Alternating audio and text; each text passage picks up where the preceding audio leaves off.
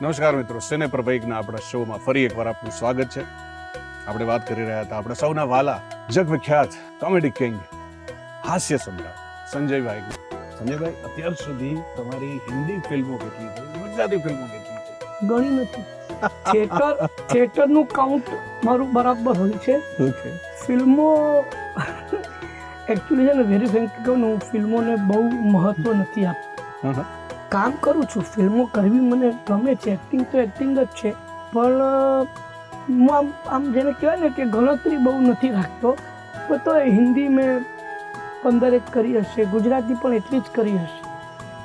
ઘણી બધી ટીવી સિરિયલો ખૂબ બધી કરી છે, એડ ફિલ્મ ઘણી બધી કરી છે, પણ એનું કંઈક મારે આગળ કાઉન્ટ નથી. કંઈ વાંધો નહીં, પણ તમે આ બધામાં સ્ટેજ સાથે સાથે આ બધું કરતા હશો તો તમને એ સમય મળી જતો હોય છે કે પછી ઘણીવાર તમે પોતે નિર્માતા છો એટલા માટે તમારા શૂટિંગ માટે તમે કોઈ વાર, માફ કરજો આ પ્રશ્ન પૂછી રહ્યો છું માત્ર સૌની જાણ માટે, કે તમે કોઈ વાર કેન્સલ કર્યો હશે શો? શો તો કેન્સલ ક્યારેય કર્યો નથી. એક્ઝેક્ટલી, એટલે જ મેં માફ કરજો કીધું, કારણ કે તમે પણ મારું કેવું હોય છે કે મારું નાટક પહેલા, નાટકની પછી કોઈ ટાઈમ હોય તો જ હું શૂટિંગ કરવા જાઉં. એટલે એવું એડજસ્ટ થઈ જાય? હા, એડજસ્ટ કરવું પડે છે. ઘણીવાર એવું પણ બને કે મને ડેટ આપવામાં આવી હોય 3-4 મહિના પહેલા, તો હું એ પ્રમાણે એ દિવસોમાં શો ન લઈ લઉં. પણ એકવાર મારો શો નક્કી થયો એટલે પતી ગયું. પછી કોઈ પણ શૂટિંગ હોય તમે કેન્સલ કરી દો? ઓકે. અને એ દરમિયાન શો આવતા હોય ને ગુજરાતી ફિલ્મો કે એવું ટાઈટ બજેટ વાળી ફિલ્મો જો શો આવતા હોય તો મારું કમિટમેન્ટ એ ફિલ્મ પ્રત્યે છે, મારી વફાદારી એ ફિલ્મ પ્રત્યે. મેં કોઈ ડેટ આપી છે, શો આવતો હોય તો એમને પૂછું કે આ દિવસે મારું શું છે, રાત્રે આમ શો કરીને આવું તો ચાલે? એ હા પાડે તો લો, ના પાડે તો ના લો. આ દરમિયાનમાં તમારી રિહર્સલ પ્રોસેસ કરી ફિલ્મમાંથી ડ્રામામાં જવાની અથવા તો ડ્રામાથી ફિલ્મ કે સિરિયલમાં? નહીં, એમાં એવું છે કે બહુ દિવસનો ગેપ પડ્યો હોય તો અમે લોકો કદાચ 2 કલાક વહેલા મળીને અમે રીડિંગ કરી લઈએ, એટલું જ, બાકી કંઈ નહીં. ઓકે. પણ ફિલ્મમાં તમને સ્ક્રિપ્ટ આપે અને ફિલ્મ તો આખું એક અલગ જ માધ્યમ છે, તો તમને એ ટ્રાન્ઝિશનમાં ભળતા આકરું લાગે કોઈ વાર કે પછી ના એટલું જ ઇઝી સહજ છે? સહજ છે. હું છે ને તે આમ બહુ પેલું આમ રોલમાં આમ ઘૂસી જવાનું ને આને હું એટલું બધું એને કોમ્પ્લિકેટ નથી કરતો. કારણ કે અને એવું છે કે મારી પાસે જે રોલ આવે પણ છે ને એ એવા કોઈ કોમ્પ્લિકેટેડ રોલ આવતા નથી. એટલે એ તો જે આવે એ તમારે વાંચવાનું, અને તમને તમે જ્યારે વાર્તા સાંભળો ને, જ્યારે તમારું પાત્રલેખન સાંભળો ત્યારે તમારા મનમાં એ પાત્ર આકાર લેવા લાગે. એટલે કારણ વગર હું એને આખી પ્રોસેસને હું વધારે ગ્લોરીફાય કરવા નથી માંગતો. કે ના, હું છે ને તે સ્ક્રિપ્ટ લઈને એક રૂમમાં ઘૂસી જાઉં, 6 કલાક સુધી બેઠો હોઉં, હું બધા ડાયલોગ આવું બધું કંઈ કશું જ કરતો નથી. હું બેઠો હોઉં, હું મારી સ્ક્રિપ્ટ વાંચી લીધી, ડાયલોગ જોઈ લીધા, મેં એનો મતલબ સમજી લીધો, સ્ક્રિપ્ટ મૂકી દીધી, હું બેઠો. ડિરેક્ટર સાથેની તમારી વાર્તાલાપ કેટલી મહત્વની? હા, મહત્વની. પણ એટલે જે શરૂઆતમાં જે વાર્તાલાપ થયો એ સિવાય હું ક્યાંય પણ કોઈક ખોટું કરતો હોઉં કે કોઈ ખોટો મૂડ પકડતો હોઉં તો ડિરેક્ટર મને કહી શકે ને. હવે તો આજકાલ શું છે, વર્કશોપ થઈ ગયા છે, એટલે વર્કશોપ હોય એમાં હું મારું રીડિંગ કરી નાખ્યું, એટલે જે કંઈ પણ એમાં પણ સુધારા વધારા કરવાના હોય ડિરેક્ટર જ કરી નાખ્યું, એ જ વખતે જ કરી નાખ્યું. એટલે શૂટિંગમાં તમારો ટાઈમ પણ ન બગડે અને ડિરેક્ટરે તમને કહેવાની જરૂરત પણ ન પડે કે આ આમની આમ છે. સંજયભાઈ, તમારી જે આખી બહોળી કારકિર્દી રહી છે ગુજરાતી તખ્તા પર, એમાં અમુક નામો તમારી સાથે હર હંમેશ જોવામાં સંભળાવવામાં આવ્યા છે.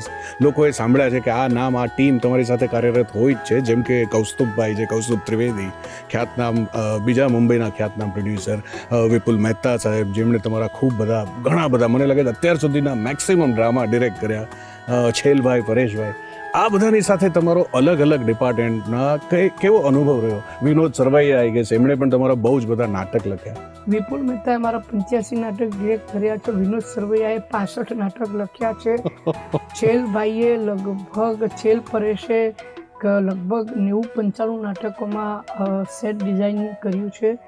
કૌસ્તુભ તો સતત મારી સાથે જ રહ્યો છે, અને આ બધા સાથેના સંબંધો સારા હતા, અનુભવો સારા હતા, એટલે જ અમે લોકો આટલું બધું કામ કરી શકીએ. પણ ક્રિએટિવ ડિફરન્સીસ તો રહ્યા જ હશે. ડિફરન્સીસ રહેવાના, ઝઘડાઓ થવાના, બધું જ થાય, પણ ક્યારે પણ અમારા વચ્ચે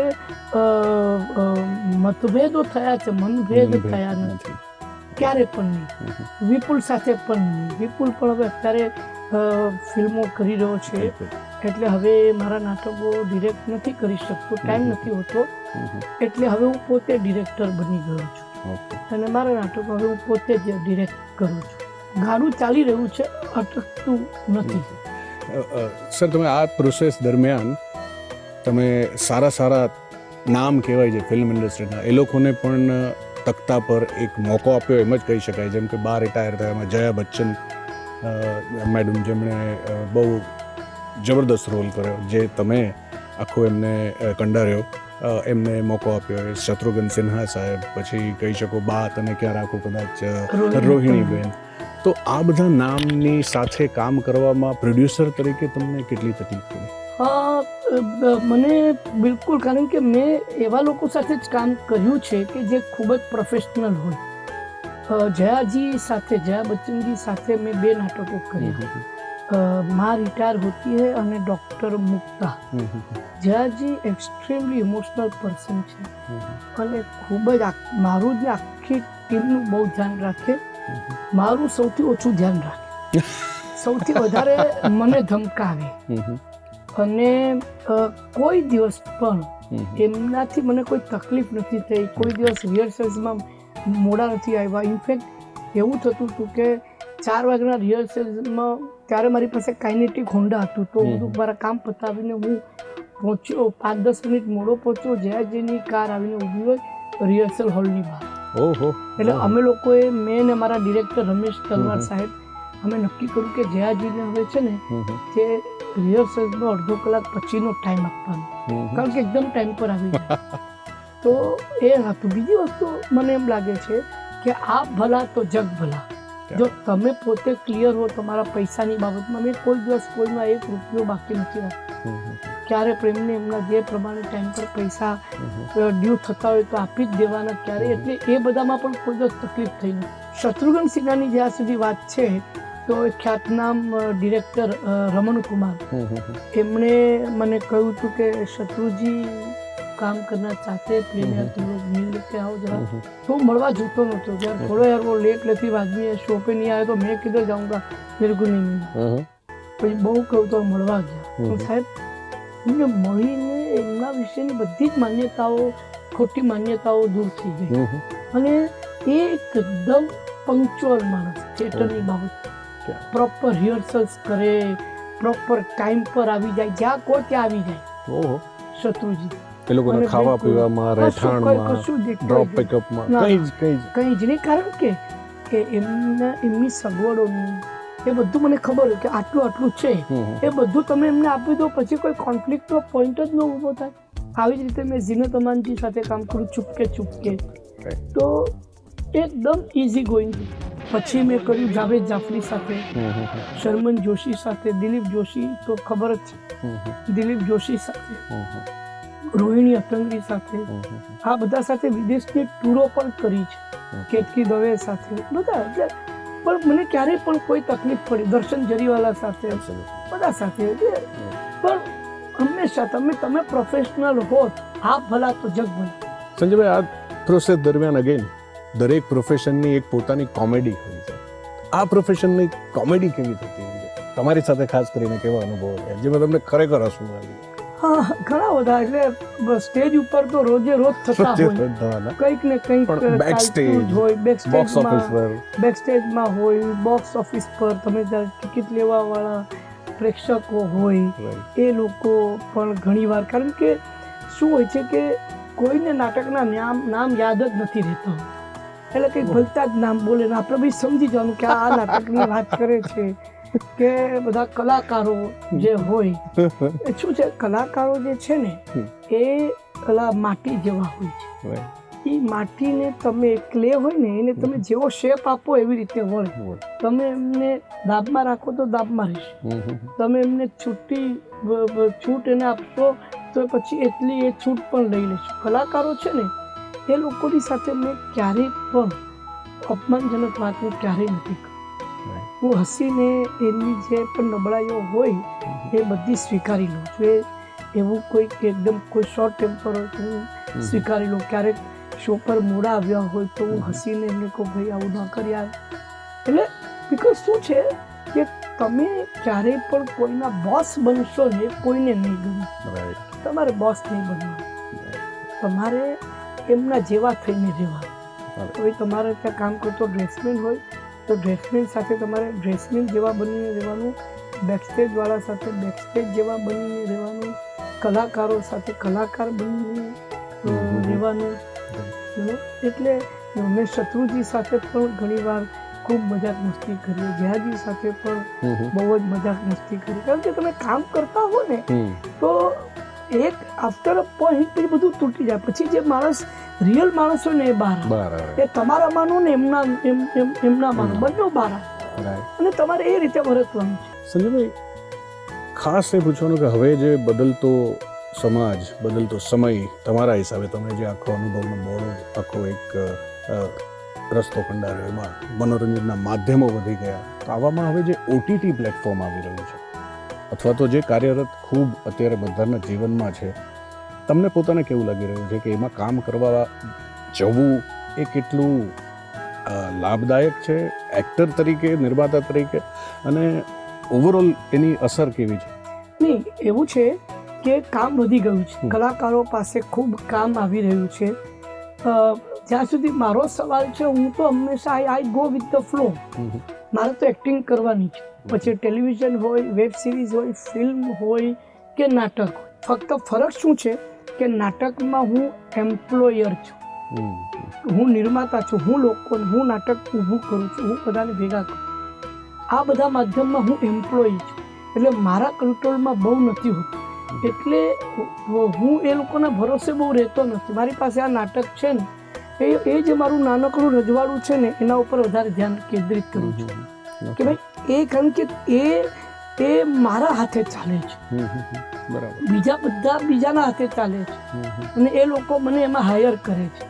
એટલે આ રજવાડું જાળવીને આ બધું કરવાનું આવે તો હું બિનદાસ કરું. પણ OTT પ્લેટફોર્મ તો આજે અમુક હદો વટાવી ગઈ છે, અને તમે આ માધ્યમમાં જે રીતે કામ કર્યું છે, તો એ માધ્યમમાં એ કામ આવશે તો તમે કઈ રીતે એ બધું એને સ્વીકારશો કે તમે એનાથી અગેન્સ્ટ છો? ના, હું બધું સ્વીકારું છું. સ્વીકારવા સિવાય છૂટકો જ નથી. સ્વીકારવું જ રહ્યું. તમારે આજની નવી પેઢીને સ્વીકારવું જ રહ્યું. મારા દીકરાને મારે સ્વીકારવો જ રહ્યો અને એના દીકરા દીકરીને પણ મારે સ્વીકારવા, કારણ કે ચેન્જ ઇઝ કોન્સ્ટન્ટ અને સતત બદલાતું રહેશે વાતાવરણ, અને તમારે એની સાથે ચાલવું જ રહ્યું. પ્રોગ્રેસિવ માઇન્ડસેટ રાખવો જ રહ્યું. અને તમે એક્ટર તરીકે અમુક એનિમેશન્સ, માનો કે OTTમાં જે રીતે શૂટિંગ થઈ રહ્યું છે, તો એ તમે છોડવા તૈયાર છો? અને એ રીતે બિલકુલ નહીં. મને એ જે સ્ક્રિપ્ટ આપશે તો એને હું બેસ્ટ ઓફ માય એબિલિટી હું કરીશ. એમાં ધારો કે ગાળો બોલવાની આવશે તો હું બોલીશ. એમાં આપણે રેગ્યુલર લાઈફમાં કેટલી ગાળો બોલીએ છીએ, મનમાં કેટલી ગાળો બોલીએ છીએ, પછી આવો દંભ શા માટે? મને નથી લાગતું કે એમાં કંઈક ખોટું હોય. તમે રસ્તા પર જાઓ ને કોઈ માણસ ગાળ બોલે તો તમે સાંભળી જ લો છો ને, એનું એટલે એક જાતનું એક્સપ્રેશન છે. ગાળ પણ એક એક્સપ્રેશન જ છે. એ જમાનામાં લોકો સાલા પણ નહોતા બોલતા, હવે એના કરતાં ભૂંડી ગાળો બોલે છે. That is language. એ તમે સમજો. બીજું સર, એક્ટર તરીકે પરકાયા પ્રવેશ તમારે હજી સુધી કરવી પડી છે, અથવા તો કોઈ એવો રોલ ચેલેન્જિંગ કે જેની અંદર તમને બહુ અઘરું પડ્યું હોય, કદાચ એક ચેલેન્જિંગ? પરકાયા પ્રવેશ ને આવું બધું માનતો નથી ભાઈ. હું તો મને બધું બહુ આવડતું નથી. હું તો સ્ટેજ પર જાઉં એટલે એક્ટિંગ કરવા લાગુ, વાત પૂરી. પરકાયા પ્રવેશ ને આ બધું એટલીસ્ટ મારી ડિક્શનરીમાં તો નથી. સતત તમે સ્ટેજ ઉપર તમે મેથડ એક્ટિંગ, લોકો એમ કહે છે કે ખરેખર તમારે રડવાનું હોય સ્ટેજ ઉપર, તમે મેથડ એક્ટિંગ કરી જ ન શકો. એ તદ્દન ખોટું છે. કાં તો પછી તમે મહિને 2 મહિને એકાદો શો કરતા હો ને તો કદાચ મેથડ એક્ટિંગ કામ લાગે, બાકી શું કામ લાગવાની હતી મેથડ એક્ટિંગ? તમે મને કહો. સ્ટેજ ઉપર તો મેથડ એક્ટિંગ કરવી, તમારે એની અંદર રડવાનું પણ સાચું નથી હોતું, પણ તમારે એવો અવાજ કાઢવાનો છે કે લોકોને સંભળાય કે આ રડી રહ્યો છે.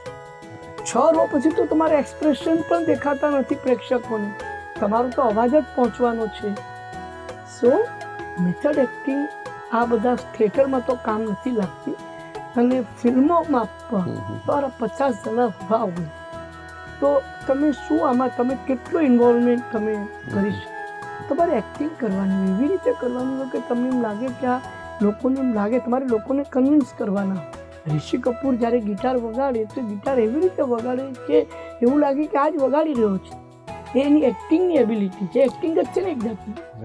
સર, આ આખા માહોલમાં અંતે કદાચ જો પૂછું તો જેમ સિંગલ સ્ક્રીન સિનેમા ઘણા ખરા નહીવત અંશે હવે જવા માંડ્યા છે, એ જ રીતે તમને શું લાગે છે કે ગુજરાતી રંગભૂમિની દશા અને દિશા હવે પછી કેવી રહેશે? લાઈવ આર્ટ બદલાતું નથી, કારણ કે રંગભૂમિ હવે પૂરી થઈ જશે એવું 1980થી સાંભળતો આવ્યો છું.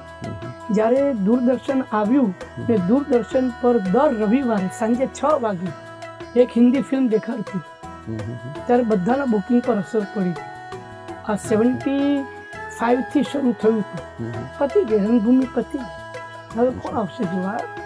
ફિલ્મો ન જુએ લોકો. એ લાઈવ આર્ટનો પોતાનો ચામ છે, ટેમ્પરરી એમાં ચડાવ ઉતાર આવશે, પણ રંગભૂમિ ક્યારેય મળશે નહીં. ગુજરાતી ભાષા ક્યારેય નહીં મળે, એનું નવું રૂપ જરૂર આવશે. ઓકે. અત્યારે આપણે જે ગુજરાતી બોલીએ છીએ એ પણ એક અલગ જ રૂપ છે ને નવું રૂપ છે, કારણ કે આપણે નર્મદની ભાષા નથી બોલતા, આપણે ગાંધીજીની ભાષા નથી બોલતા, આપણે યોગેન્દ્ર દવેની ભાષા ક્યાં બોલીએ છીએ? વાંચી લો તમે. એ ગુજરાતીના આજના ગુજરાતીમાં કેટલો ફરક છે. ઉત્ક્રાંતિ એ કુદરતનો નિયમ છે સાહેબ, અને સતત ચાલતું રહેવાનું છે. ગુજરાતી સિનેમા વિશે તમારે કંઈક અત્યારના કેવું હોય તો? અત્યારે ધીરે ધીરે હવે ગુજરાતી સિનેમા ધીરે ધીરે પરિપક્વ થઈ રહ્યું છે. નવો ફાલ આવી રહ્યો છે, નવા ડિરેક્ટરો આવી રહ્યા છે. નવા ડિરેક્ટરો એક ફિલ્મ કર્યા પછી એ ફિલ્મમાંથી જે ભૂલો કરી બીજી ફિલ્મમાં ન કરે એમ કરતાં કરતાં એ લોકો પણ શીખી રહ્યા છે. પ્રેક્ષકો પણ પોતે એની સાથે એક્વેન્ટેડ થઈ રહ્યા છે. એટલે ગુજરાતી સિનેમા આજે છે એના કરતાં કાલે સારું હશે, પરમ દિવસે વધારે સારું હશે. Thank you Sanjaybhai. Thank you. આટલી પોઝિટિવ નોટ પર અહીંયા સમયની મર્યાદાને કારણે એપિસોડ પૂરો કરીએ. તો મિત્રો, આ હતા સંજયભાઈ ગોરડિયા એમની રસપ્રદ વાતો સાથે. અન્ય કોઈ એપિસોડમાં ફરી પાછા આપણે અન્ય પ્રતિભાશાળી વ્યક્તિ સાથે મળીશું સિનેપ્રવેગના એપિસોડમાં, ઇન્સ્પાયરિંગ વાતો સાથે, એમના અનુભવના ભંડાર સાથે. ત્યાં સુધી જોતા રહો પ્રવેગ ટીવી. Thank you.